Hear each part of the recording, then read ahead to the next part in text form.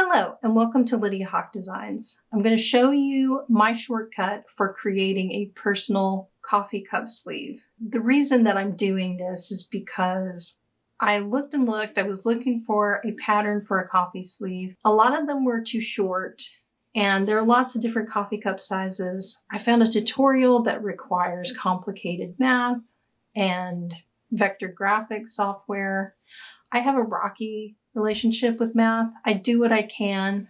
So, I'll point out my quirks when it comes to math, but this was a pain-free method for creating this pattern. And the reason I needed it to be tall is because I've got this gorgeous large print fabric with a cat and a pumpkin and a bat. I just wanted to be able to see everything on my sleeve. And that's exactly what happened. I think it's gorgeous. I primarily use the Starbucks 16-ounce hot coffee cup and also the 16-ounce ice coffee cup. These are reusable coffee cups that Starbucks sells, and I use them exclusively. So being able to make a pattern for these and then any possible cup I could come across in the future just seemed really practical and fun to try to figure out, honestly. And if you want to download this pattern for free from my website so that you don't have to go through this process, you're welcome to. Just go to lydiahawk.com, and I may also offer a couple of free graphics. This witch graphic, this cat graphic. I've got a cute pumpkin. And the skull I can't offer for free. I spent a lot of time on this one. And the teeth are really tricky, but it's a skull, and for Halloween, a one tooth missing just kind of works. We're gonna need 8.5 by 11 sheets of paper. 2. I've already started to use this one. I can use the rest of it for this pattern. We need a ruler, pencil, scissors, tape, and a coffee cup. So the first thing I want to do is I'm going to cut a 2-inch strip .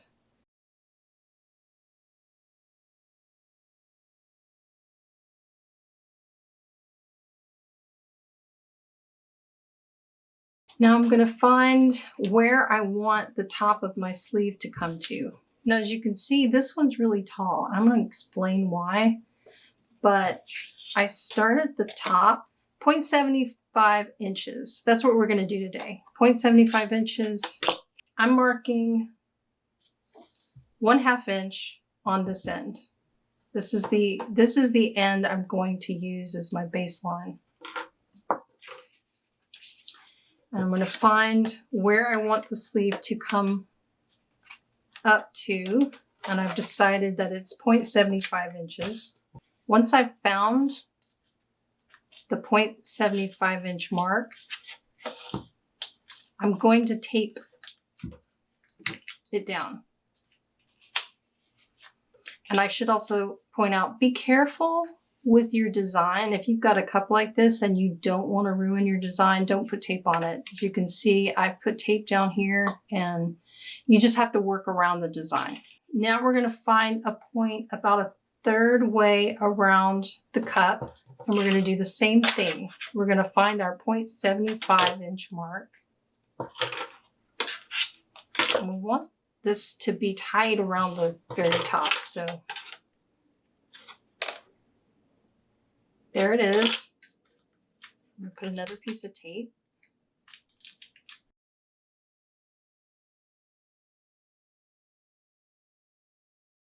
And just making sure that everything is lining up the way I want it to. Spot 0.75.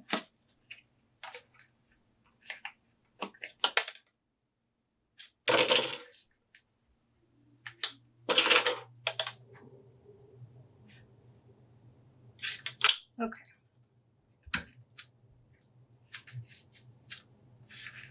And now right here, I can see my 1/2 inch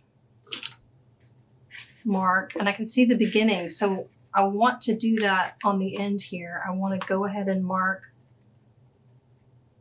the overlap. So I'm going to mark the spot where it meets the end of the first one, and I'm going to mark 1/2 inch. So we know this is the end that we're going to cut. And then I'm going to tape that down. Now, beginning basically close to our starting point here, I'm going to take my nails and my thumbs and I'm going to start squeezing the paper together. I want to create a fold line.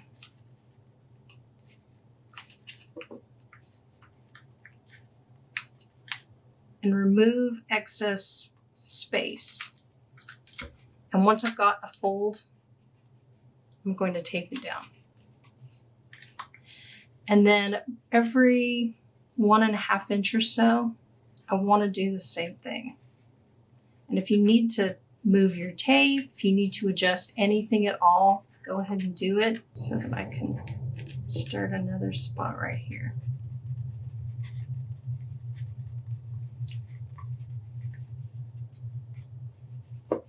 And just kind of slowly work it, because there is space.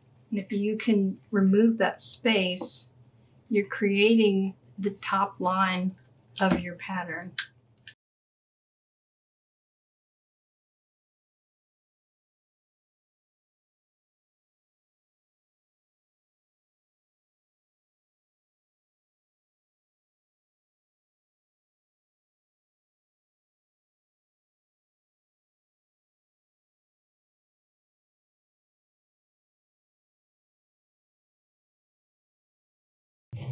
There's no space left, so we're ready to remove.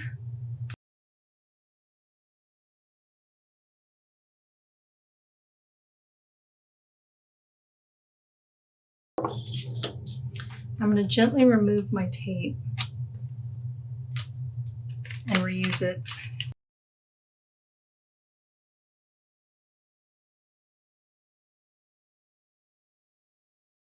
If your tape is too sticky to do that, you can just use your scissors and trim it off. Just try not to cut the paper. Now, before I start to draw, I want to cut the edge of this end off. I'm not using the sides or the bottom. We really just want the top to guide us for the top of our pattern.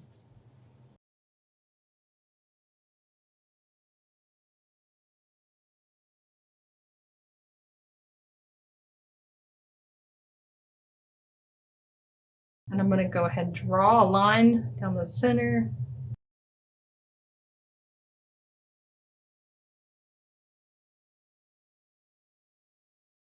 So now I'm going to find the center of this top guide.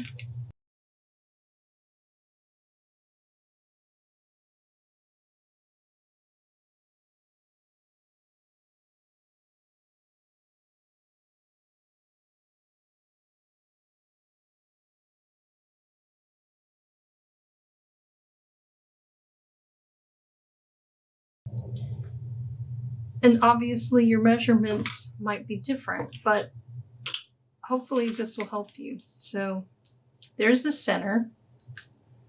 I'm going to go ahead and start towards the top. I'm not making a super tall sleeve, so that's probably fine.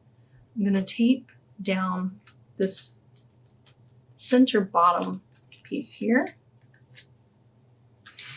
And then I'm going to make sure that each edge is the same distance from the top of the page.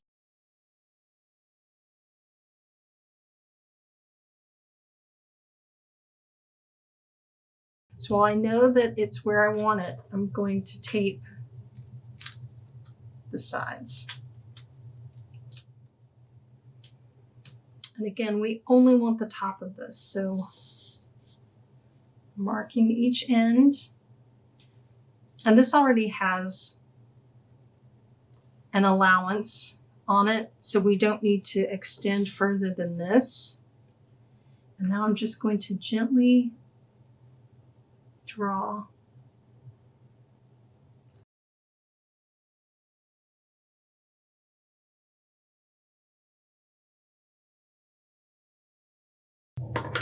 And because I did this yesterday and made it way too long, I'm going to go ahead and measure out what I actually want the height of my sleeve to be, and that is 4.5. So right here, I'm going to mark 4.5.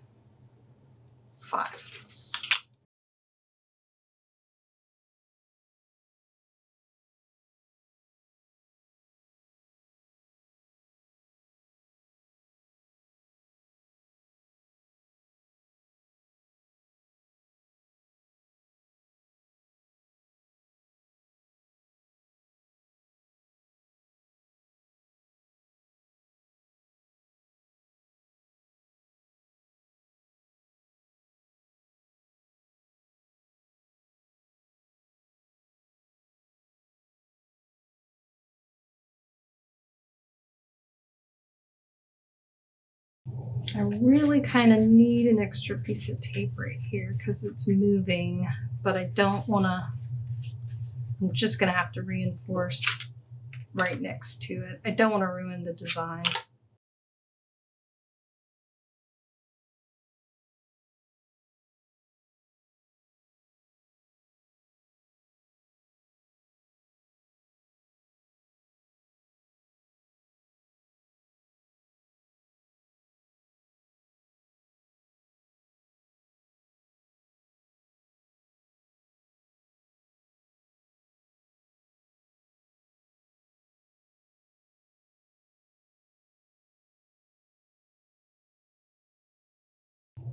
And if at any point you feel like you didn't really get all the space folded, just redo it.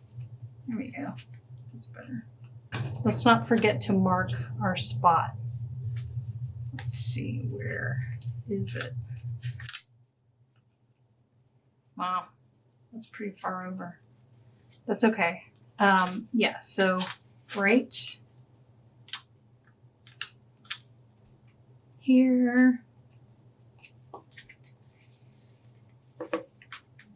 I can see, I can feel the edge. So there's that spot, and there's the 1/2 inch marker that I created.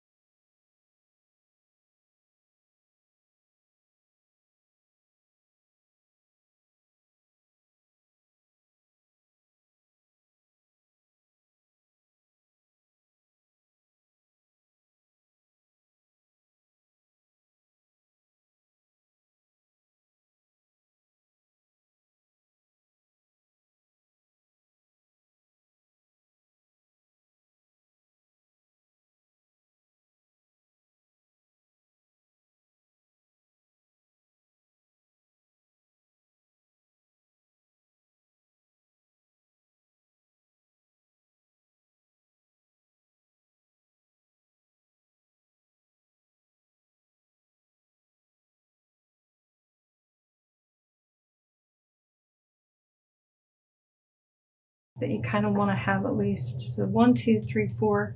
You kind of you want to have at least 4 creases. But technically, what I can do when I'm done with this is cut it out, fold it in half, and make sure that this side matches this side. So I'm not going to redo my work when I know I can just do that. And now I'm going to take these off. Whatever your seam allowance is, we know that we've already created it for the sides. So So we're going to draw a line, connecting these, and then we're going to move on to creating our seam allowance for the top and bottom.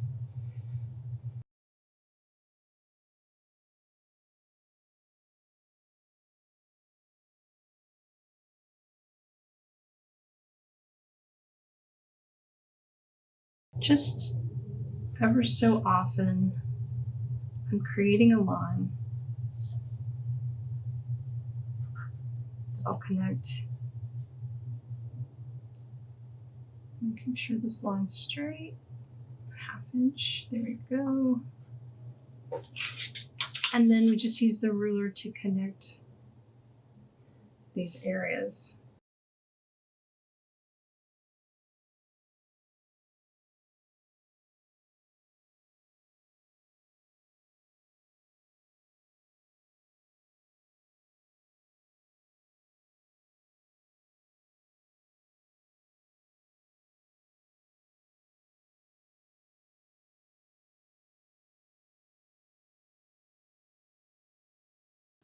And if you need a visual reference, you really just want to see that you do have a seam allowance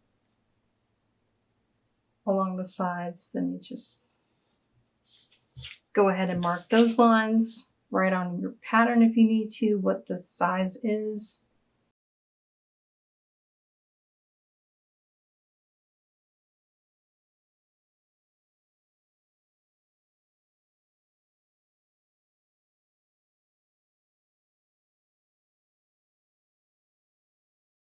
And since I was a little unsure about this side, I'm going to see if I need to trim. Yes, I do. There's a curve that's missing because I only taped three notches of fold area. Yeah. So that takes care of that.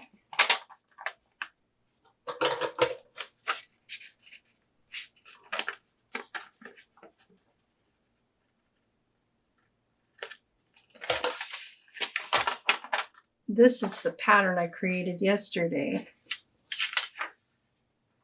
I did a 3/8 inch seam and then a 1/2 at the very bottom.